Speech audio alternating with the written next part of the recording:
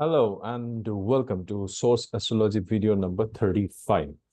Okay, the numbers are very, very important because when you see the numbers, you please in your diary write down the numbers. आप जिस diary में लिख रहे हो, if you are a serious students of astrology, please write down the numbers because इससे पहले हमारी इस सीरीज की 34 वीडियोस हो चुकी है and I think you will find lot of information in it.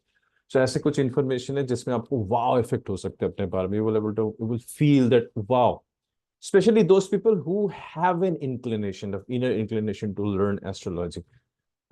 This is a channel for them, definitely.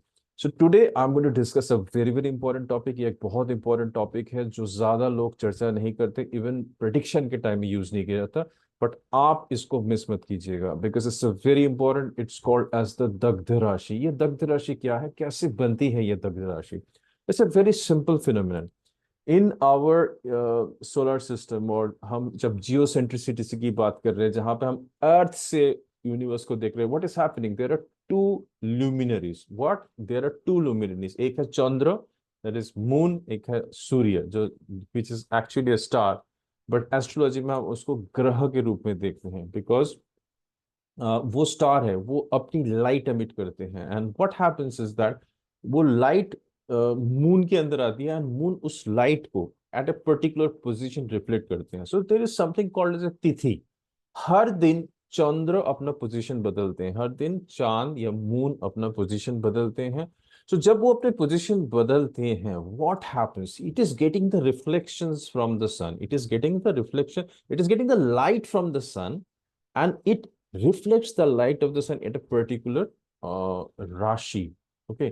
तो जब जातक जन्म लेता है, कोई भी जातक जन्म लेता है और एक पर्टिकुलर राशि में, तो क्या होता है कि एक रिफ्लेक्टेड लाइट उसके जन्म के टाइम में एक राशि में या दो राशि में या किसी किसी जगह में चार राशि में वो पड़ती है और वो एक तरह का बर्न हो जाता है. आपने देखा होगा बचपन में कि देर इज अ काइंड ऑफ, आप एक ना कॉनकेव रिफ्लेक्टर से भी, मतलब आप किसी चीज में आग लगा सकते हो. एक कॉनकेव रिफ्लेक्टर अगर आता है, आप एक पेपर लेते हो और वहां से एक सूर्य की रोशनी आएगी, आप देखोगे उस वो जगह एक बर्न हो जाएगा, जल जाएगा, काला पड़ जाएगा. So it is like that. So that means there are lot of debates which is happening in दग्ध राशि. क्योंकि हमारे लगभग 30 तिथियां होती हैं चंद्रमा की. वो 30 तिथियों से टोटल एक लूनर मंथ बनता है. तो किसी ना किसी के पास कुछ ना कुछ दग्ध राशि होती है. बट दो कैटेगरी के लोग हैं, अगर उनका जन्म पूर्णिमा में हुआ या अमावस्या में हुआ तो उनको दग्ध राशि नहीं होती, उनको बर्निंग नहीं होता. That's a very good thing. I am going to talk more about that. But this is the area जिसको बहुत ज्यादा रिसर्च की जरूरत है. आप अपने चार्ट के अंदर देखिए, घबराइए नहीं, बिकॉज इसका एक और एक एस्पेक्ट है. दग्ध मतलब बर्न हो रहा, वहां पे कंबशन हो रहा है बेसिकली. बिकॉज कुछ बहुत बड़े बड़े गुरु हैं, उन्होंने इनको इसको कंबशन का भी इवन नाम दिया है. So what is happening during when ever there is अ दग्ध? दग्ध को ऐसे समझिए कि आपका एक कहीं पे एक तरह का लकड़ी जल रहा है और ईंधन जल रहा है, कोई कोई जगह पे जल रही है. जैसे फॉर एग्जाम्पल घर में कोई एक खाना बना रहा है, तो आपको खाना बनाते वक्त एक अग्नि जलाना पड़ता है. एक जगह पे आपको एनर्जी देनी पड़ती है और उस चीजों को बर्न करती है. आप जब कोई भी सब्जी वगैरह बनाते हैं, just for example, making something और cooking something, to burn something, तब जाके चीजें खाना खाना बनते हैं. तो अगर हम इसको स्पिरिचुअल एस्पेक्ट में इसको समझने की कोशिश करें, आप, ये हमारा क्या है, हम माया की दुनिया में अंदर है. मैं बार बार ये चीज समझाने की लोगों को कोशिश करता हूँ, हम एक माया के अंदर ट्रैप में हैं इस दुनिया के अंदर. When we are under a trap of the maya, what happens? there are laws of maya which is activating in us. Okay, it's right, it's there are laws of maya which is activating. So agar we wanted to break from the maya, then we need to really understand various aspects and facets जो कि हम नहीं कर पा रहे. लोग यहाँ पे फंसे हुए हैं, इस डायमेंशन में फंसे हुए हैं. एक जन्म के बाद दूसरी जन्म होगी. तो अगर हम सिंपल स्पिरिचुअल जर्नी की भी बात करते हैं, if you just talk about spiritual journey, then what happens कि जब आप एक इंसान स्पिरिचुअल जर्नी से पास करता है, so what happens in that case is that उसको कुछ तो ईंधन बर्न करना पड़ेगा. कुछ जगह पे तो पेन होगा ही होगा, बिकॉज आप ऐसे ही नहीं जा सकते. Because everything is a kind of a balance in nature. जहां पे हैप्पीनेस है वहां पे सैडनेस है, जहां पे डिजायर है वहां पे सफरिंग है. So then that means that इसीलिए there is a kind of a distribution कि जब भी कोई भी इंसान कोई भी एक तिथि में जन्म लेता है तो कुछ राशियां होती है। अच्छा, ये राशियां क्या है? हमें पता है कि राशियां, there is change which happens in the राशि, बिकॉज राशियां अलग अलग भाव में अलग अलग रोल प्ले करती है। दैट मीन्स जो राशि मेरी दग्ध हो रही है और जो राशि किसी भी जातक का दग्ध हो रहा है वो किसी भाव को रिप्रेजेंट कर रहा है, किसी एस्पेक्ट, किसी डायमेंशन ऑफ लाइफ को रिप्रेजेंट करता है। हो सकता है वो आपका हेल्थ हो सकता है, वो आपका रिसोर्सेस हो सकता है, आपकी आपके सिबलिंग्स हो सकते हैं, आपका घर हो सकता है, that may be the dimensions of your children, that may be a dimension of your enemies, that may be a dimension of your business, so on and so forth। वो राशि कहीं पे भी आ सकती है चार्ट में, और वो आपके सारे वर्ग चार्ट में फॉलो होता है, वो सारे वर्ग चार्ट में फॉलो होता है। अगर आप वर्ग में भी जा रहे हो वो कांस्टेंट रहता है हर एक चीज में। ये थोड़ा सा बड़ा टॉपिक है and I really want you to understand दग्ध राशि। बट आप एकदम से मत सोचिएगा कि ओह ये दग्ध राशि हो गया, दिस इज नो, उसके कुछ रूल्स एंड रेगुलेशंस है। Okay, there are some rules and regulations of the दग्ध राशि आल्सो। हम उसके बारे में भी चर्चा करेंगे। I am trying to now it is keep this video size small so that you understand the importance of an area of your life, because whenever I'm stressing something you must understand that। So that means I was talking about spiritual journey की जब भी आपकी एक spiritual journey है, शायद you have to take a stress in a particular area, शायद you have to burn yourself, burn your candle so that the light can be there, so that आपका soul का light can be emitted.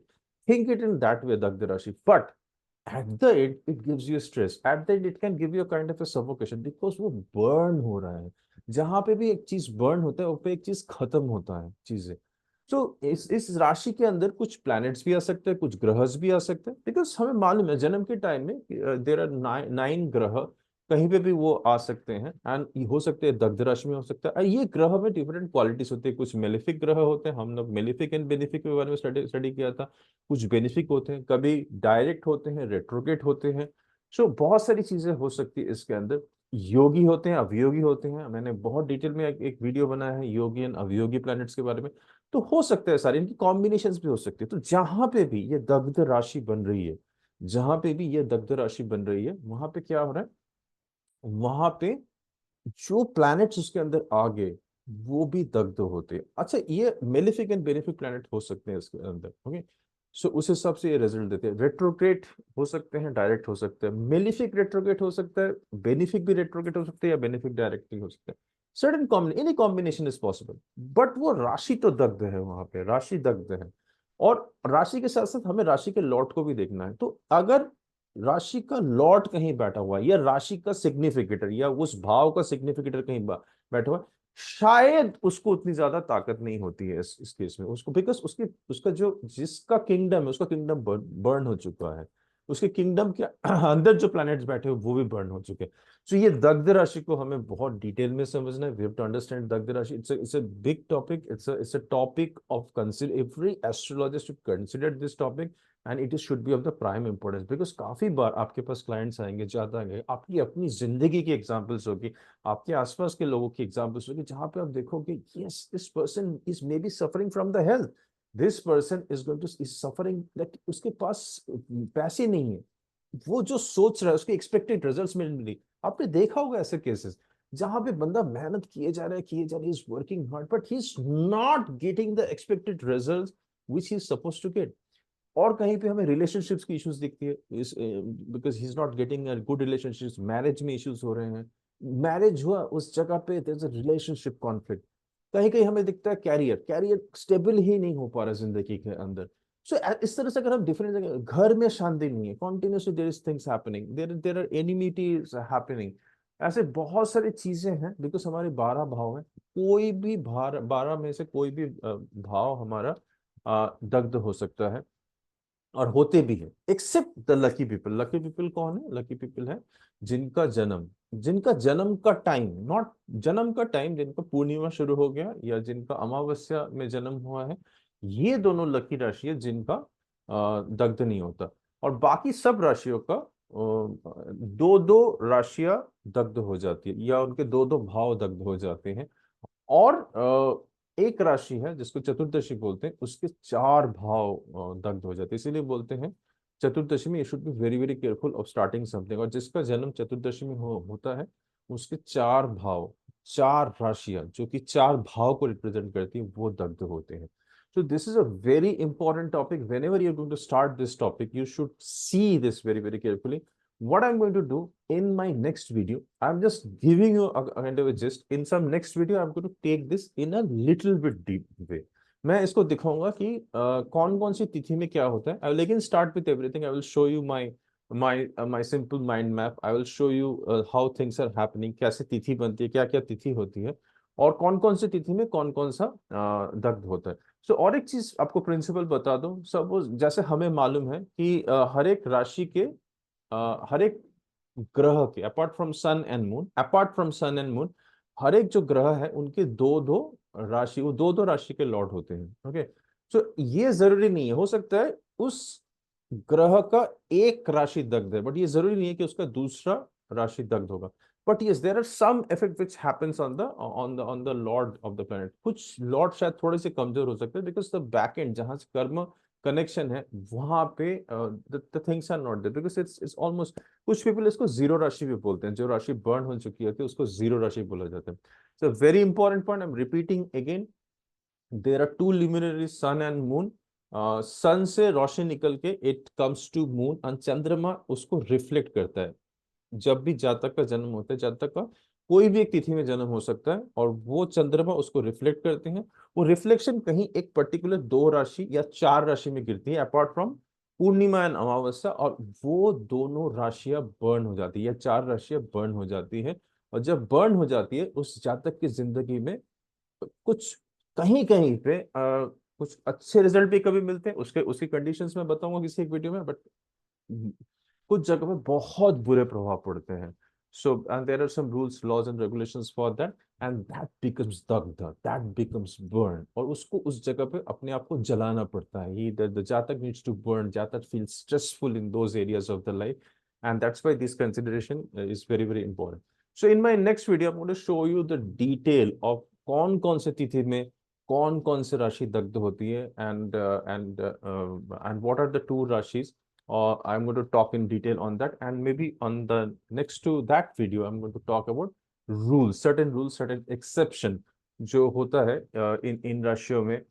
Malefic, benefic, अवयोगी, Yogi planets, इनके रहने से साथ में क्या क्या असर होता है, रेट्रोग्रेशन रहने से क्या असर होता है, वो रूल्स एंड रेगुलेशंस भी आपको जानना जरूरी है. तो गो स्टेप बाय स्टेप, अच्छी तरह समझिए इस चीज को. और definitely definitely in the beginning of the analysis of the chart आप इसको डेफिनेटली अप्लाई कीजिए.